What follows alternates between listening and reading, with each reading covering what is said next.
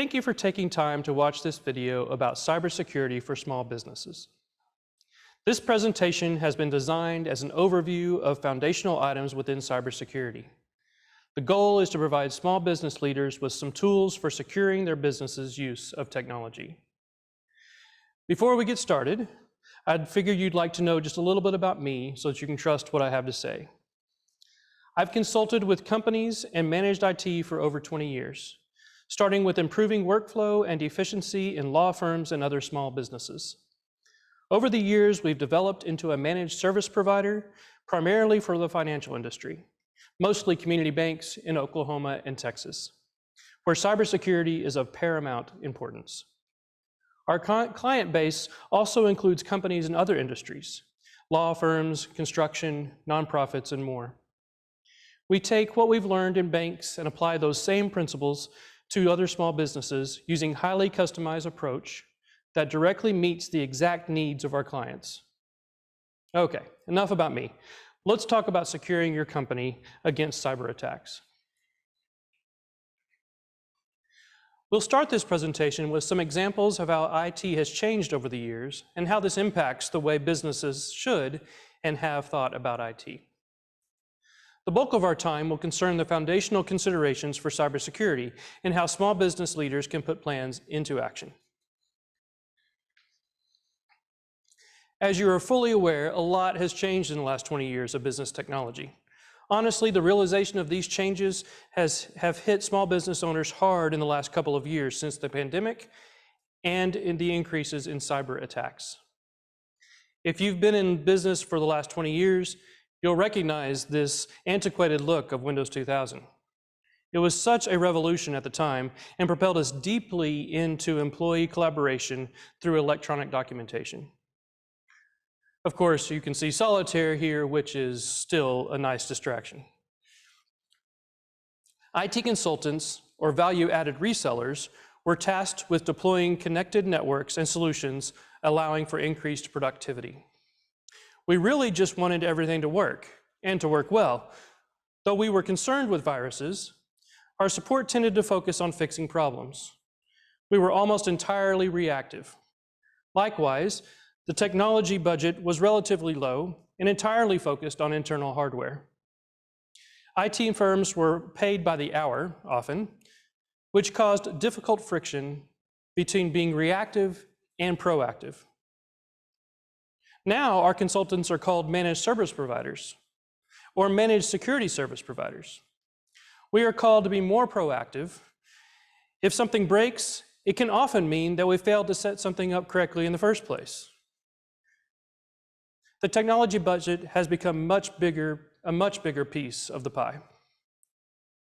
Consider also that there's really not a good single solution that fits all companies.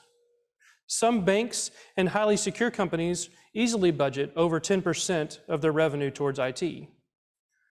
Some construction or service companies might only budget 2%. Regardless, the cost of IT is rising and your dependence upon it as well.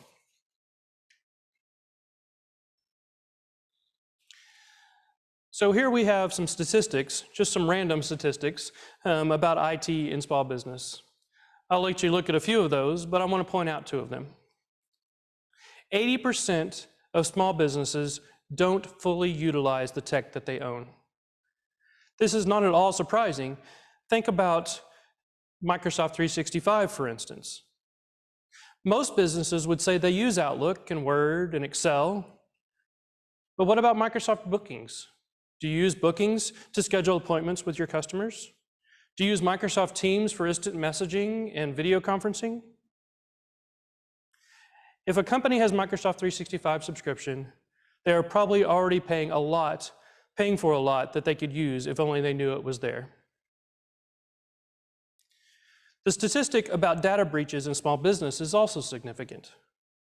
The takeaway here is that a business is never too small or large to be a target of a cyber attack. The bad guys do not discriminate in that way.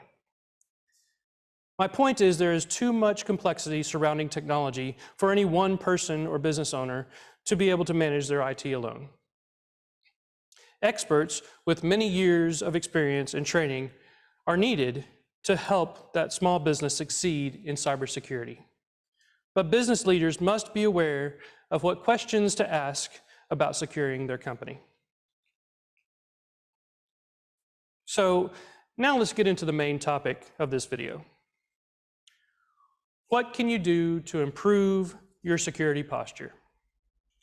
I'll cover cyber insurance, employee management, vendor management, and technology management. Cyber insurance. In the last few years, and especially the last few months, cyber insurance has become a very hot topic. With many cyber attacks, ransomware incidents, and security breaches, many business owners find themselves fearful of what will be next. No matter how secure the environment, nothing is 100% safe. Insurance is still important. Likewise, insurance premiums and requirements are on the rise. Cyber insurance used to be found as part of general liability, but is now often separated out from the general liability and is covered within its own policy. So check your policy to make sure your cyber insurance is still covered. Once you've determined that you have the right insurance, the insurance companies are asking for policyholders to sign an attestation about the company's cybersecurity soundness. Often the requirements have changed from the previous year to include things like multi-factor authentication for domain administrators. Before you sign, make sure you are truly following their requirements. Sometimes even the smallest exception can give insurance companies room to deny a claim. I've spoken with several colleagues who have seen such an incident. Policies can be written very differently from each other. Make sure that you are covered for all that you expect. For instance, if a nation state is involved in an attack, will that be considered an act of war? Will it be covered? Another thing to note here, if your company is a victim of a cyber attack, your first obligation is to stop the spread of that attack. Isolate the computer or the network.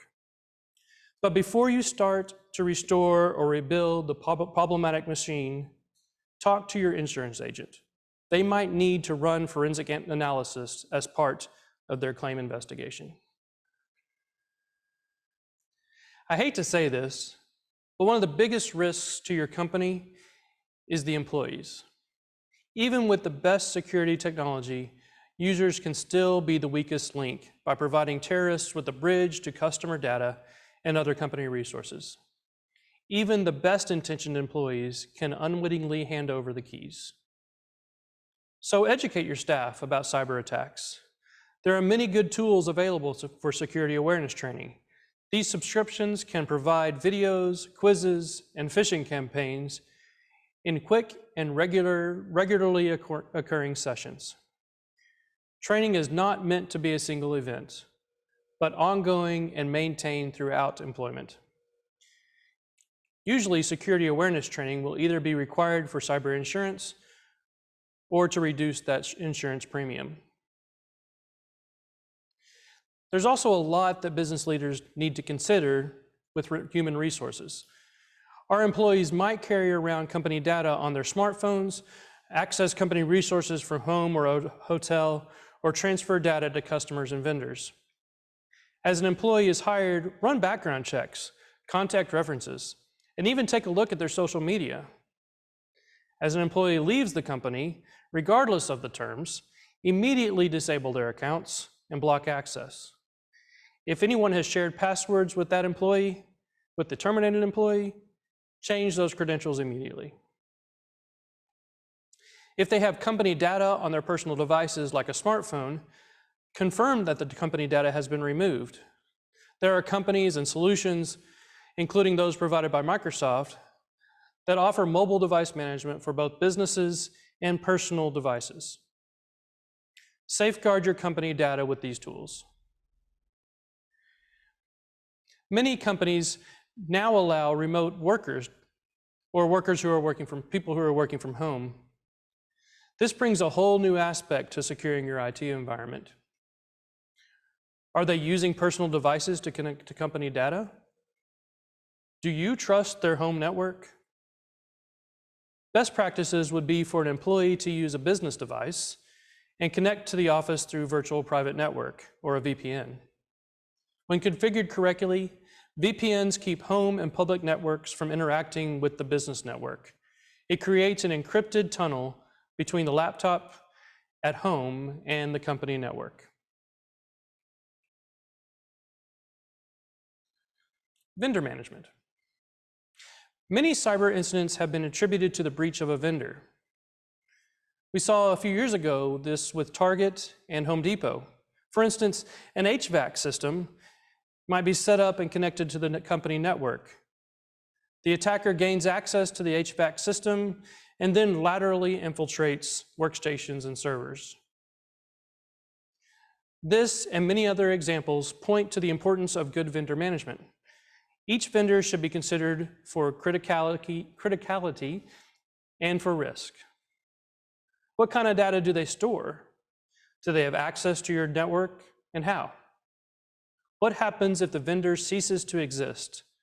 Can you move those issues over to another vendor? Make sure your attorney reviews, approves, and helps you through the negotiation of agreements. Check and see what the agreements say about intellectual property, privacy, and liability. Obtain important security and compliance documents. For instance, my company has a SOC 1 Type 2. That's a System and Organization Control Audit Report. We require the same report from all of our critical vendors.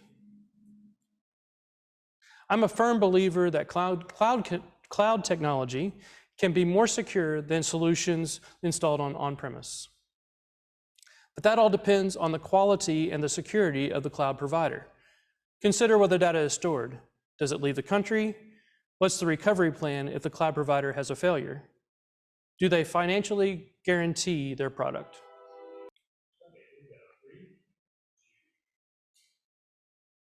Sure, all that stuff about vendor management and employee management was good. But what about securing your current environment? What solutions should be implemented to put a company in the best security posture? The list is long, and it keeps growing as technology evolves and as bad actors up their game. So this list is by no means exhaustive, but this is a good start for what to discuss with your managed service provider. First, your company files should be stored securely and with encryption. Only give employees access to the data and programs that they need to do their job. Encrypt the hard drives on all computers, especially portable devices like laptops. BitLocker is free for Windows. If the drive or computer is stolen, that data will not be accessible. Keep your software up to date. Our policy is that all software updates are installed within 30 days. Yes, sometimes an update will break something, but it's better to apply the update than to risk a known vulnerability. If a password-protected application or website allows for multi-factor authentication, use it. It is extremely common for us to see a hacked Microsoft 365 account for those who do not have MFA, multi-factor, enforced. Lessen the amount of spam and malicious mail with quality email filtering solutions. Use best practices to secure your network appliances like firewalls, wireless access points, routers, and switches. Configure your servers and workstations with hardening policies. Backup is one of the most important responsibilities in IT management. The backup should be automated and require very little or no human interaction. It should replicate to the cloud storage with encryption and retain the backups for more than 100 days. Create and maintain a disaster recovery plan and test it.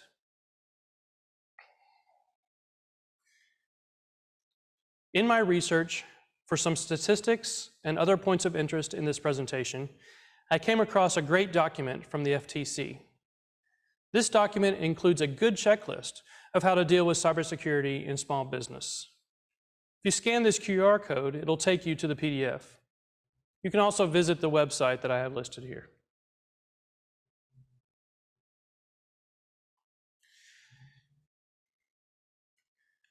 Managed service providers have a full staff of employees to negotiate cyber issues. It would be difficult for a small business leader to stay up to date on the fast-paced changes.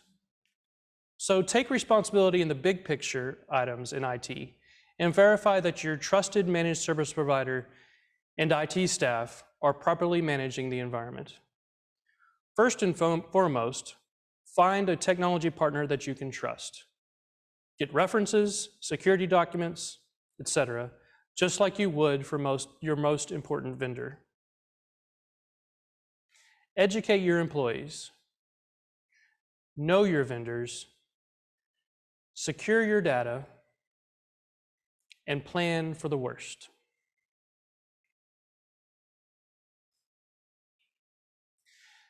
Thank you so much for watching.